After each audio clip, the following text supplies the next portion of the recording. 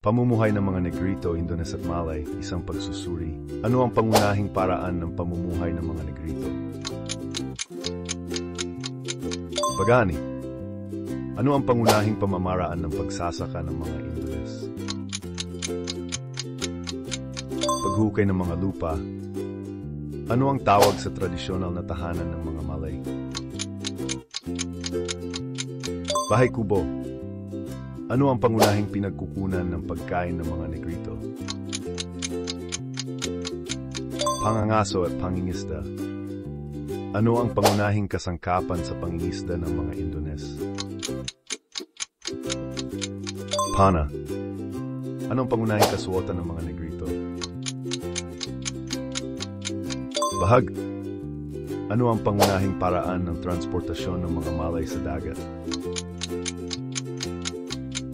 Bangka. Ano ang tinatawag na sawa ng mga Indones?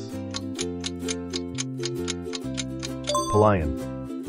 Ano ang pangunahing kasangkapan ng mga Negrito sa paghahabi? Karayom. Ano ang pangunahing uri ng bahay ng mga Malay sa mga komunidad sa baybayin ng dagat? Stilt house. Nahulaan mo ba ang mga tamang sagot? Ilan ang iyong score? Mag-comment sa ibaba.